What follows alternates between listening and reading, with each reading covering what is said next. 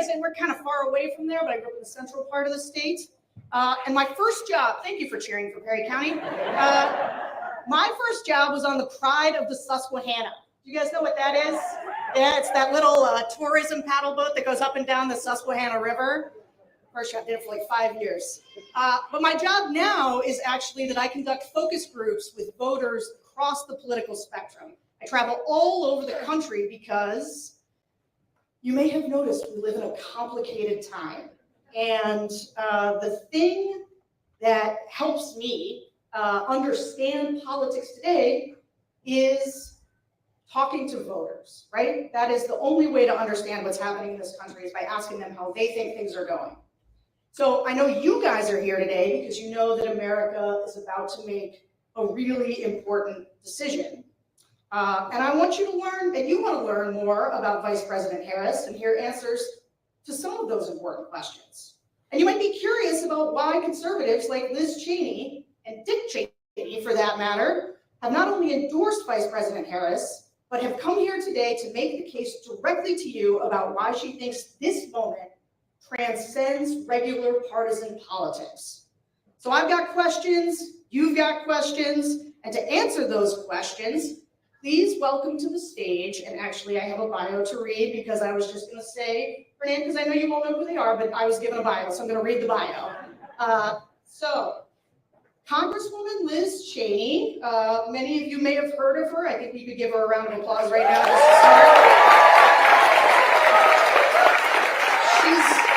She's a personal hero of mine in this moment. So Liz Cheney served as the U.S. representative for Wyoming's at-large congressional district from 2017 to 2023. She chaired the House Republican Conference, the third highest position in the House Republican leadership, from 2019 to 2021, and served as the vice chair of the Select Committee to investigate the January 6th attack on the United States Capitol. She is a lifelong Republican. Please welcome to the stage Congresswoman Liz Cheney.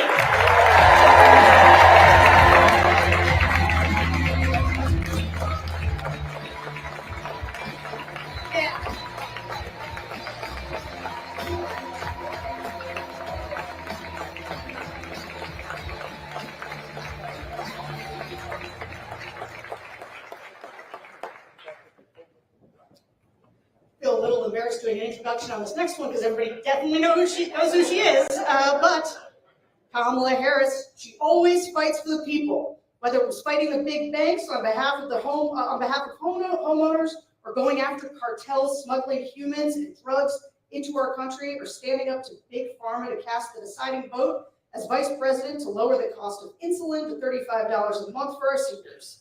She is the Democratic nominee for President of the United States. Please welcome to the stage Vice President Kamala Harris.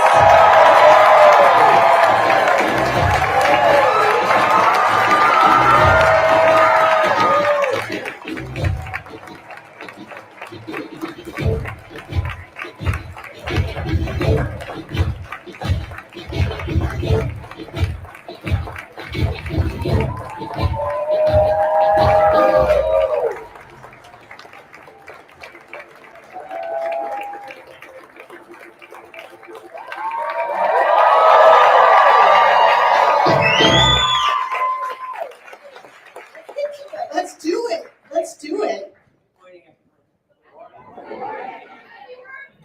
Oh, happy belated birthday! Yeah. Audience members showing me up, that's tough. Okay, so I've got to start with the thing that brings us here today, because I've got to say, it is unusual for somebody who is as high up in the Republican leadership as Liz Cheney was to be out here campaigning with the Democratic nominee for president.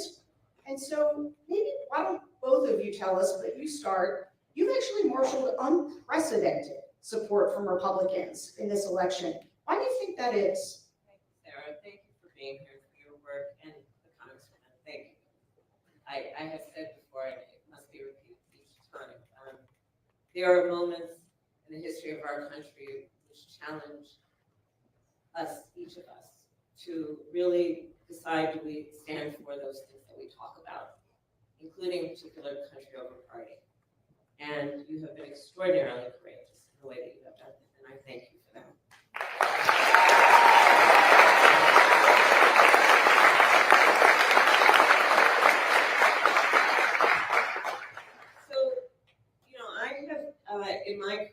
know, whether it was as the elected district attorney, elected attorney general, and then elected United States senator, and of course now vice president, I've counted that I have taken the oath of office 6 times.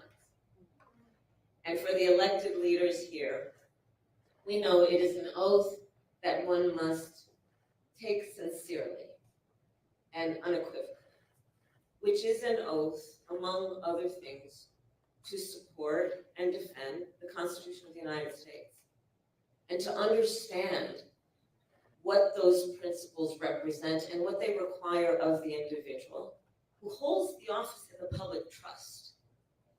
And let's not undervalue that point as well. It is not about the individual. It is not about what is in their personal interest. It is about what is for and in the spirit of the public good. And this is a moment in this election that presents a real contrast among how I, as one of the 2 nominees, and my opponent, the former president, think of that duty. And it is a duty, by the way. There are certain things in our lives that we have the choice if we feel like it.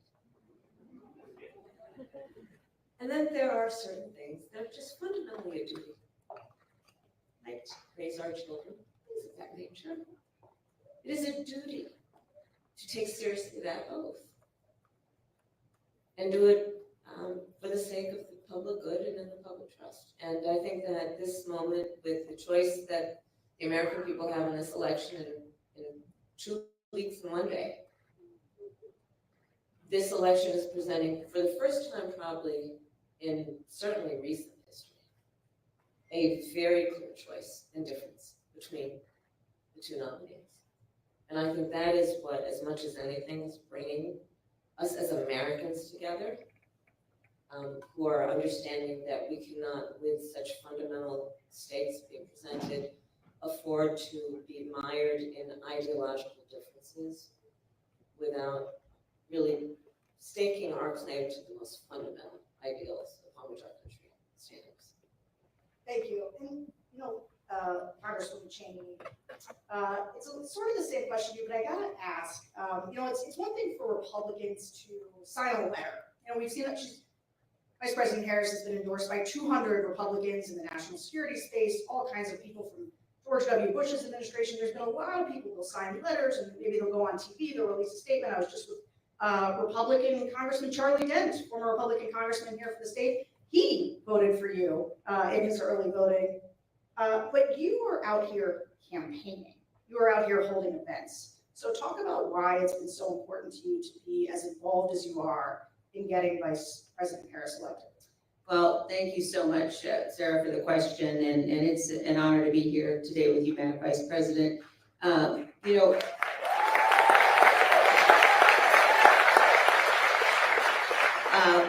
for me, every single thing in my experience and in my background has played a part in my decision to endorse Vice President Harris. And you know, that begins with the fact that I'm a conservative, and I know that the most conservative of all conservative principles is being faithful to the Constitution.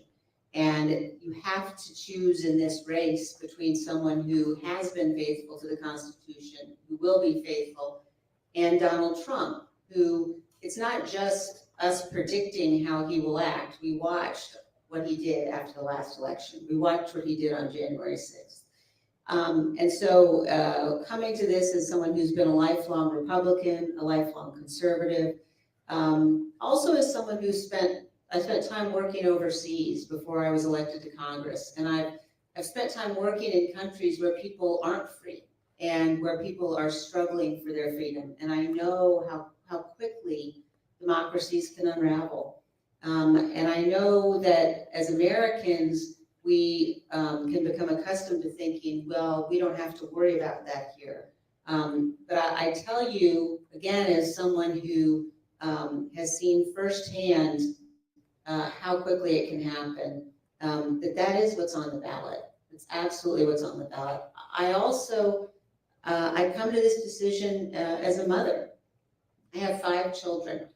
And there was a moment right after January 6th when my husband and I were having dinner with our 2 youngest, our 2 sons. And I looked across the table at my young sons, and I thought to myself, you know, in the aftermath of the attack on the Capitol, are they going to grow up in a country where we don't have to worry about the peaceful transfer of power? Are they going to grow up in a country where that is guaranteed?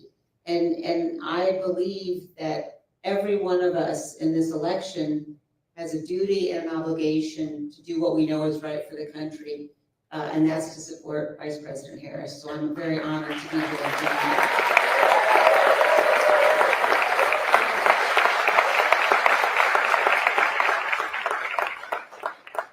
If I could just echo the Congresswoman's point. So I've now, as Vice President, met over 150 world leaders, presidents, prime ministers, chancellors, and kings, many of them multiple times, to the point we're on a first-name basis. And the last few times that I've seen them in the relative eve of this election, they are very concerned, our allies. Because as you know, when we walk in those rooms around the world representing the United States of America, we have traditionally been able to walk in those rooms, chin up, shoulders back, with the self-appointed and earned authority to talk about the importance of democracy and rule of law. But as all the role models here know, as a role model, people watch what you do to see if it lines up with what you say. People around the world are watching this. And I tell you, sometimes I do fret a bit about whether we as Americans truly understand how important we are to the world.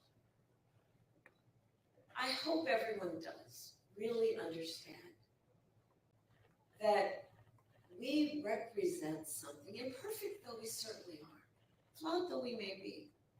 We represent, in terms of our ideals, the basis of our Constitution, we represent a gold standard.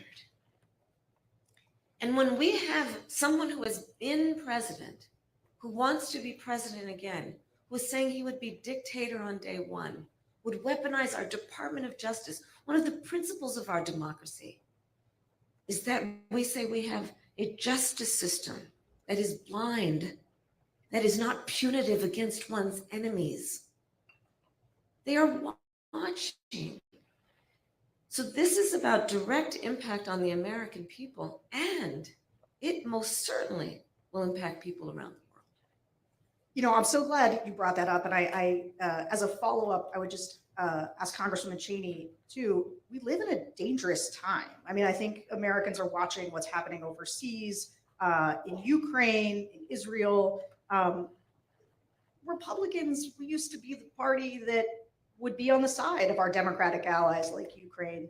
Talk to me a little bit, and all of us, about why, from a foreign policy standpoint, you find yourself able to endorse Democrats who didn't used to be that way. Well, it's not just able to endorse them, but if you look at the numbers of the most senior officials who served Donald Trump, his own vice president, national security advisors, as chief of staff, the leading generals who served him, who've all said he's unfit. And people really need to stop and think about how completely unprecedented that is. And the idea, when people sort of say, well, we might, be tempted for some reason or another to vote for Donald Trump.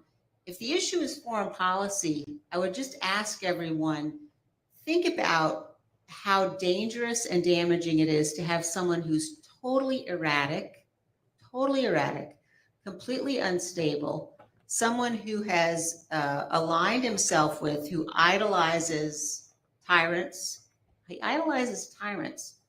The choice here with respect to national security policy is a man who has proven, he's absolutely proven that he will not stand up, he won't defend this nation with respect to our own Constitution and rule of law. And Vice President Harris, who has been clear in terms of support for Ukraine, in terms of recognizing and understanding across the board that America cannot maintain our own freedom and security if we walk away from our allies around the world. And our adversaries know that they can play Donald Trump. They absolutely know that they can play him. And we simply can't afford to take that risk. So as someone who's spent a career on national security issues, again, this was not at all a difficult choice for me. The choice here is absolutely clear in terms of the necessity of supporting Vice President Harris. And if I may emphasize, part of the backbone of our national security is our military. And let's please not overlook how someone who wants to be commander-in-chief and has talked about our servicemen and women, has talked about an American hero like John McCain, who was a prisoner of war, said he didn't respect him, didn't like him because he got caught, has talked about our service members as though they are less than the most courageous of us, those who put on the uniform, who represent the United States of America, who are willing to die for the sake of everything we stand for. He calls them suckers and losers. These things cannot be overlooked. And I have said many times publicly, and I'll say it again, in many, many ways, Donald Trump is an unserious man, but the consequences of him being president of the United States are brutally serious. There are things that he says that will be the subject of skits and laughter and jokes. But words have meaning coming from someone who aspires to stand behind the seal of the President of the United States. These are the things that are at stake. Couldn't agree more. So I do want to ask you another question, though, before we go to the audience. You talk a lot about a new way forward. You talk about turning the page. What's on the next page? Talk to us about. You want a preview? Yeah, getting a spoiler alert. Just tell us what's in the rest of the chapter. Well, first of all, I will say that it is a metaphor that is meant to also describe my intention to embark on a new generation of leadership. And needless to say, mine will not be a continuation of the Biden administration. I bring to it my own ideas, my own experiences. But it is also about moving past what, frankly, I think has been the last decade of the American discourse being influenced by Donald Trump in a way that has had the effect of suggesting we as Americans should point the finger at one another, in a way that has been using the power of the presidency to demean and to divide us. I think people are exhausted with that, rightly. And it frankly does not lead to the strength of our nation, to tell the American people that we must be suspicious of one another, distrust one another. Yesterday I did a couple of church services, and there's many people here know the parable of the Good Samaritan. And there is, in essence, a piece of that, in my own words, that it really requires us, I think, to see in the face of a stranger, to see a neighbor, right? That's spirit. And I think we need to get back to that. The spirit of the American people is such that, we are an ambitious people. We are aspirational. We have dreams. And that is productive. It is not productive of us to be a nation of people who are pointing fingers at one another, who don't understand that the vast majority of us have so much more in common than what separates us. So that's what I mean about turning the page. And then a new generation of leadership about being ambitious, about all we have yet to do. Part of my economic policy, I refer to it as an opportunity economy, is about investing in American industries while leaving none of our traditional wonderful industries behind, repurposing and retooling the factories that have led to America's success in industry, while at the same time redefining how we are thinking about which worker has the experience and skill to do the job and is qualified, and understanding we shouldn't be falling into a trap that suggests only those with a college degree have the skill or the experience to do the job. So let's look at how we redefine and perhaps even reorder. And in fact, I'm going to start with federal jobs, and then I'm going to challenge the private sector to do the same. Let's look at which of those jobs would benefit from a skilled, experienced worker who perhaps went through an apprenticeship program, not a 4-year college, but still had a 4-year degree in essence. So these are the kinds of things that are about seeing the opportunity of this moment and investing in it. I'll tell you, and I know this is a controversial topic for many of us, I love Gen Z. Because we have Gen Zs in our lives. We have kids who are Gen Zs. It can be complicated, I know. I love Gen Z. These young leaders are they're clear-eyed.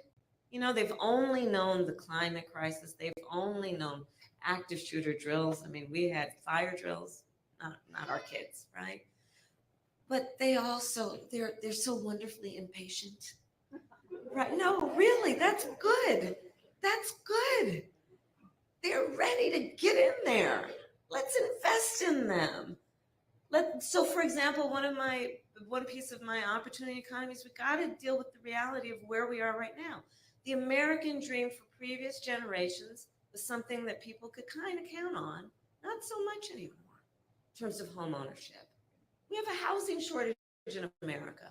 We have a supply shortage. So part of my plan is, hey, let's be clear-eyed about this moment. Let's invest in the future. And as a devout public servant, I also know the limitations of government. I want to work with the private sector. I have in my career the skills, the breadth, the depth of value in those active partnerships benefit us all. So part of my plan for housing is to actively partner with building developers, with home builders, to create tax credits, to increase the supply of housing in America. My estimate is I think we can actually do it by 3 million by the end of my first term. Part of my approach that is about a new generation potentially of leadership, and certainly a different approach. Most of my career was not spent in Washington, D.C. I say that with pride. In that, most of my career was spent as a prosecutor, but making decisions that had a direct impact on people's lives. I learned at a very young age as a prosecutor that the things that I would do, the swipe of my pen could result in someone having their liberty or not. When I was Attorney General of California, which is, by estimates, the 5th largest economy in the world, I was acutely aware the words I spoke could move markets. I like getting things done. And part of my approach, which is, I think, about a new generation of leadership, is let's cut through the red tape. Let's cut through the bureaucracy while still knowing the virtues of the work that we can do in the public sector, be it public education, public health, public safety. This is a perfect segue into our first audience question, which is going to come from Alexandra Miller from Delaware County, main section right there. Hi, Alexandra. Hello. Hello, Madam Vice President, Representative Cheney. Hi there. Thank you for taking my question today. My name is Alex. I have a 7-year-old son and a wonderful 72-year-old mother who is suffering from dementia and requires full-time care. My son is in 2nd grade. My mother is in a nursing home, and I work full-time. The costs of childcare and of elder care are staggering, but simultaneously, professionals that help care for both our children and our elders are generally underpaid, which makes it difficult for them to support their own families and do the jobs that they need to do. How do you propose to help bridge this gap, making both child and elder care more affordable for hardworking families, and also retaining and attracting quality talent for these essential jobs? So first of all, you're dealing with a lot. You're dealing with a lot. And I just wish you strength and support. You are a part of what we call the sandwich generation, which are those parents and children who are right in the middle. They are taking care of their young children and taking care of their parents as they age. And it's a lot. And so I actually plan to address this in a substantial way because I actually bring a personal experience to it as well. I took care of my mother when she was sick. And that work is the work of trying to cook something that they feel like eating, right? Trying to figure out which clothes will not irritate their skin, help them put on a sweater. It's about trying to figure out how you can say something that brings a smile to their face or makes them laugh. It's about dignity. Meanwhile, you have a second grader. You try and teach that kid how to read. Spending time with them, reminding them they are special and can be anything. And in the middle of all of that, if you are working, or just to have a minute to breathe, it's a lot. It's a lot. So the way that this plays out for many people is it's one of just a couple of ways. One, if you have the good fortune of having enough extra money, you can hire somebody to come in and then exactly as you said, you, knowing what you just shared with us about yourself, would pay them the value of their work. Or someone in this position would have to basically spend down all their savings so they could qualify for Medicaid, which means they pretty much have to get rid of everything. Or they have to quit their job, which means one less income in their household. And this issue for me is a matter of dignity. Yours, your parents, and the well-being of your child. And you being able to do what you naturally want to do and the thing that we should value in our society, which is someone like you who is taking on the duty and the responsibility of all of that. So my plan is that instead of those scenarios I just mapped out, we will restructure it so that Medicare covers the cost of in-home health care for your parent so that they can be at home and you can then have the assistance with someone who can help prepare that meal, help them get dressed, and you can still give that baby of yours all the love that they deserve, and you can have sanity in the process, and everyone can have dignity. And so this is my approach, which is let's just look at this let's just come at it from common sense, by the way. It's just common sense. And what is a common sense practical approach to doing this? Because when you are able to be productive, we all benefit, by the way. When that child is able to have a parent who is able to help them with their reading and remind that child that they are special, we are all going to benefit from that. So thank you for raising the subject. And you take care of yourself. Okay, next we're going to call on Ashley Scott. Speaking of Gen Z, although I guess I shouldn't assume I know what generation she's from, but she's a student from Bucks County. Hi. Hi, Vice President Harris and Congresswoman Cheney. My name is Ashley Scott. I'm from Bucks County, Pennsylvania, and I am Gen Z. I'm 22 years old. Nailed it. So thank you for that compliment. But yeah, my question is about maternal health. Specifically in the United States, maternal mortality is devastating. The rates are terrible. And I was wondering if you have a plan to combat the crisis. Thank you, Ashley, and thank you for being here and your voice. It's a big issue. So we have the very, I think, shameful distinction of any wealthy nation having one of, if not the highest rate of maternal mortality. And I've studied this issue. I worked on it when I was in the United States Senate and as vice president. And the fact is that 90% of them are preventable, which tells us we can do something about it, right? And it is an issue. So Black women are 3 to 4 times more likely to die in connection with childbirth. Native women are like twice as likely. Rural women, 1.5 times likely. One of the common threads that you will see in those demographic populations is a lack of appropriate prenatal care, and then care during the term of their pregnancy, and then postpartum care. And we know that when that care is available, they are having a healthier and, by the way, happier experience. And the long-term impact to all of us as a society, much less to that family, is immense. And so the work that we've been doing and the work I intend to do going forward is to address that, right? So for example, in rural America, the way that the system has been structured, the healthcare system has been structured, is a lot of those hospitals and clinics have had to close because of the way we reimburse based on population size. And as people are leaving rural America, then the hospitals and the clinics can't afford the overhead. I'm oversimplifying, but just to make the point.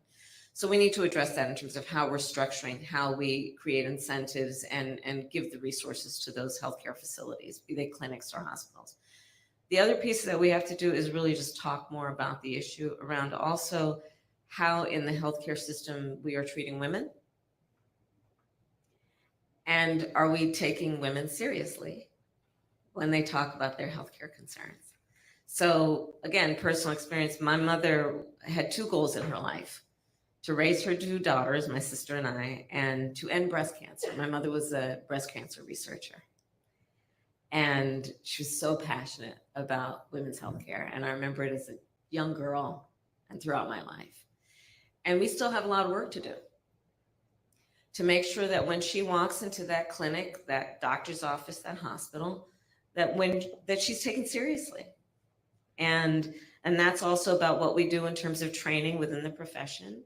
It's also about what we do in terms of public education to get information to women so that they know that they are not just complaining and they should not suppress or subordinate, but their concerns might be about themselves because they're taking care of everybody else.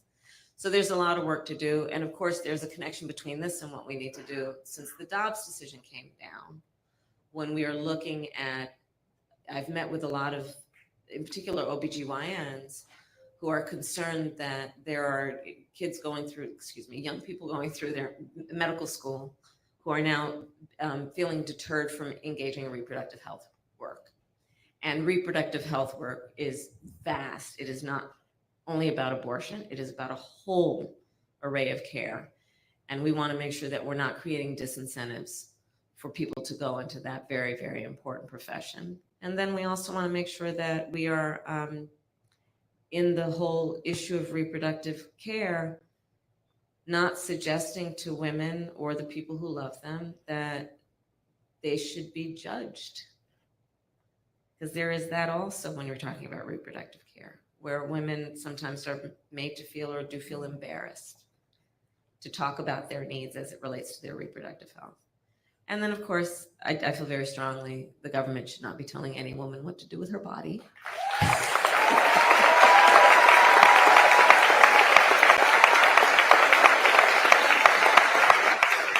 And when Congress passes a law reinstating the reproductive freedoms of women, I will gladly and proudly sign it into law because I strongly believe one does not have to give up or abandon their own faith or beliefs to agree that not the government telling her what to do. If she chooses, she will consult with her priest, her pastor, her rabbi, her imam, but not the government. We've seen too much harm, real harm, happen to women and the people who love them around our country since that decision came down, including women who have died. And I don't think that most people who, before the Dobbs decision came down, who had strong opinions about this, I don't think most people intended that the harm that we've seen would have actually happened. Can I add to this because I think it's such an important point. And I think there are many of us around the country who have been pro-life, but who have watched what's going on in our states since the Dobbs decision and have watched state legislatures put in place laws that are resulting in women not getting the care they need. And so I think this is not an issue that we're seeing break down across party lines, Right. but I think we're seeing people come together to say what has happened to women when women are facing situations where they can't get the care they need, where in places like Texas, for example, the Attorney General is talking about suing to get access to women's medical records. That's not sustainable for us as a country, and it has to change.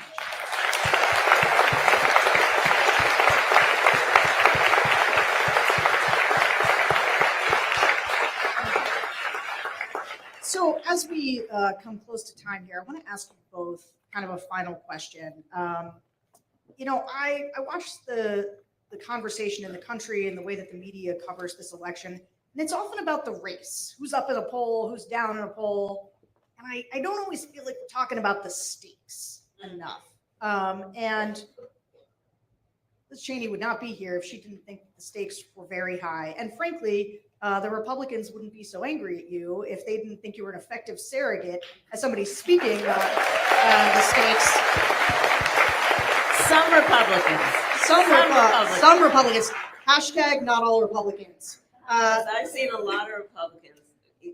I've seen it, and I know it happens. Who thank her constantly. I know it. Yeah. I know it. They're going to vote the right way on November 5th. They might not be public about it, but they'll do what they know is right.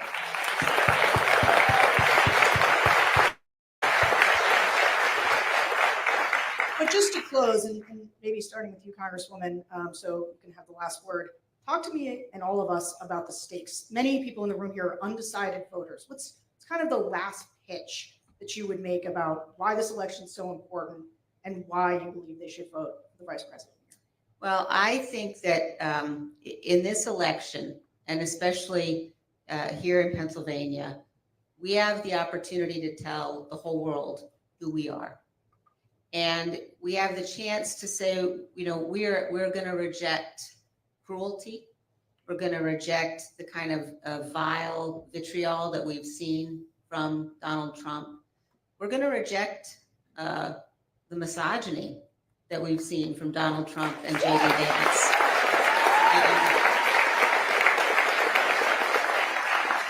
And we have the chance in this race to elect somebody who you know is going to defend the rule of law. You know Vice President Harris is going to defend our Constitution. We have the chance to remind people that we are a good country. We are a good and honorable people. We are a great nation. And in this race, we have the opportunity to vote for and support somebody you can count on. We're not always going to agree, but I know Vice President Harris will always do what she believes is right for this country. She has a sincere heart, and that's why I'm honored to be here and support her in this race.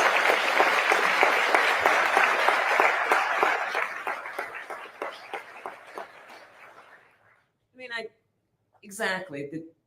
Listen, so in my career as a prosecutor, you've heard me say this. I never, ever asked a victim or a witness, are you a Republican or a Democrat? Never. It wouldn't even occur to me to ask that. I did every time ask, are you okay? And and I feel very strongly that, for example, on the issue of partisanship, yes, we're going to have disagreements, but I actively invite good ideas from wherever they come. That's why I'm going to have a Republican in my cabinet, by the way. Because I want good ideas. And by the way, I know it is in our best interest as a nation, in the interest of our strength in our future as a nation. We need a healthy two-party system. We need a healthy two-party system. We need to be able to have these good, intense debates about issues that are grounded in fact. Imagine. Let's start there. Wow. Can you believe that's an applause line? But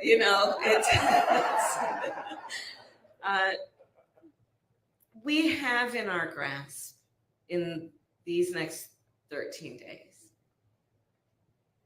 13 days, or 15 days, excuse me. I'm just jumping ahead. In these next 15 days, we have in our grasp the ability to determine the course of our country. You know, every election we said, this is the one, this is the one. This truly is the one.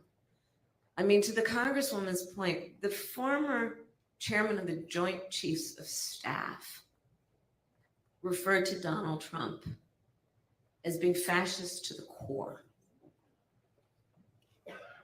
And no one would ever accuse the former chairman of being partisan in any way. The people who know him best, from the former chief of staff, defense secretaries, 2 of them, national security advisor to the former vice president. And so we have in our grasp, because we still have a democracy, as the saying goes, as long as we hold on to it, we still have a democracy, which means in a democracy, and here's the beauty of it, we each have the power to make a decision about the future of our country through our vote. And my request then of each of you who have spent time out of your busy lives to be here, and I thank you for that, is please just help us get the word out to your neighbors and friends and family members to just remind them of what is at stake in this conversation. I ask for your vote. I ask for their votes. And I promise to be a president for all Americans. I promise and pledge that. All right, everyone, Congresswoman Cheney and Vice President Kamala Harris, thank you so much. Yes, let's give them another round of applause. That was wonderful.